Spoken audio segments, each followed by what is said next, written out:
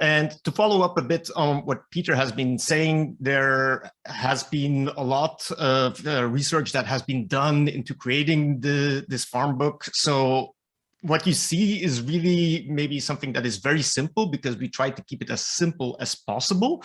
But I want to start maybe with a small story, which was that we were at a meeting with some farmers, and we said, well, will you be using the farm book basically while you're sitting on a tractor and you're looking up to stuff? Is that really a reality? And they told us, like, yes, this is how it's going to be. So because otherwise, what do we need to do? At the end of the day, we need to go to our desktop. So here, that is the cool thing about showing it. We actually make it accessible also on mobile, on tablet, and on desktop. So it's very responsive. We've also overloaded it with search functions as much as we can. So if you have a specific answer that you want to look up, you can immediately go to a search function where you look through the different topics. We had to create different topics because we need to guide the users in a specific orientation, at least in the beginning, because otherwise they get a bit overwhelmed. And so we chose for forestry, livestock, crop farming, environment, society, and economics. Now, if you go into crop farming, you can immediately see, okay, again, search function, you get a search function upstairs as well. So you want to look up things, you will be able to find things.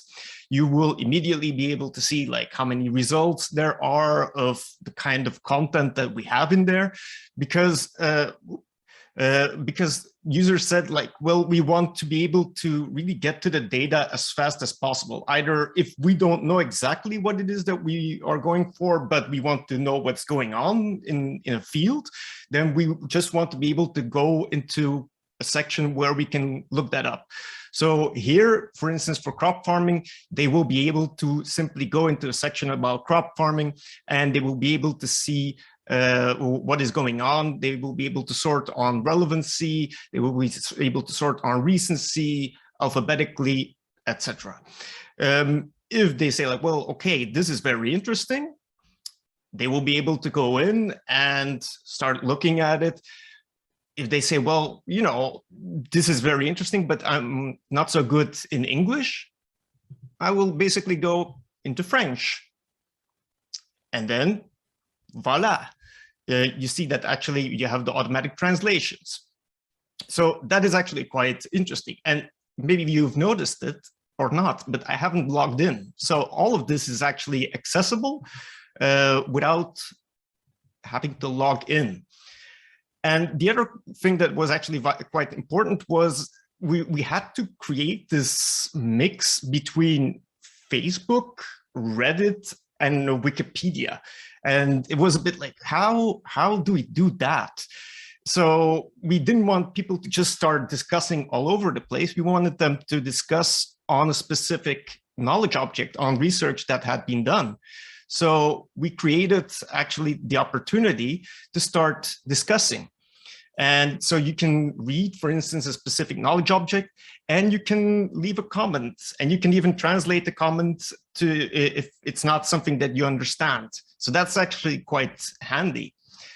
If you also, for instance, I'm going to go back a bit.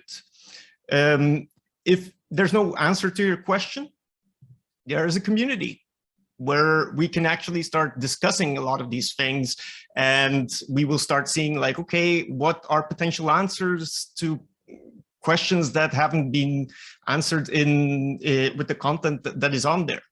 And there are also experts. For the moment, we're still working a bit on that, but it is something that a lot of users have said, like, we need access to good experts as fast as we can.